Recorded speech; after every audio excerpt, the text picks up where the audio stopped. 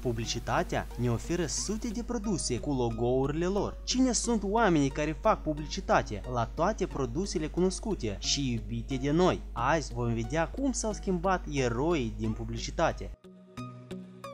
Kinder Chocolate, unul dintre cele mai renumite produse din lume. Ciocolata europeană ne reamintește sentimentele plăcute petrecute în copilărie. V-ați întrebat vreodată cine este prezentat pe produsul dat și cum el arată la momentul dat? În anul 2005, băiatul pe nume George Bateson a devenit noul model de publicitate ciocolatei Kinder Chocolate și anume fața lui se uită la noi de pe rafturile din întreaga lume. După fotografiile făcute de el în Twitter, mii de abonați s-au înscris pe pagina lui. George are acum 21 de ani. El învață în Universitatea Labora, la Facultatea Relații Internaționale. În afară de aceasta, el lucrează ca model și periodic pune imagini pe pagina lui de Instagram, care are acum mai mult de 130.000 de abonați. Uitându-ne la copilul de pe Kinder, înțelegem cât de repede trece timpul și cum cresc și se schimbă lumea.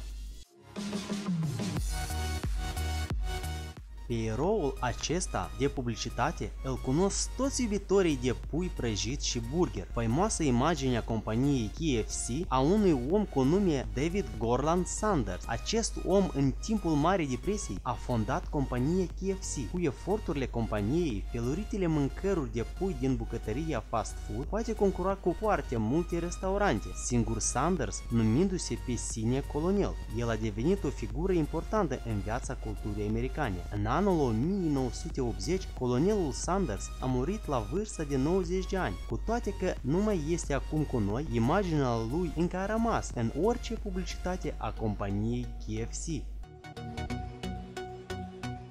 Compania Gerber este una dintre cele mai mari producători de produse alimentare pentru copii. Istoria ei s-a început în anul 1927, când noua companie era în căutarea a unui logo. În acest timp, pictorul Dorothy Smith a desenat cu cărbune fata pe nume Anne, care avea 5 luni. Desenul său l-a trimis la concursul creat de companie și a câștigat primul loc. Deja în 1931, toate produsele se fabricau cu logotipul imaginii acestei fetițe. Numele ei este Anne Turner Cook. O mare parte din viața ei ea a lucrat ca profesoară la școală și universitate. Ea a început să scrie romane și a intrat în societatea mistică a scriitorilor americani.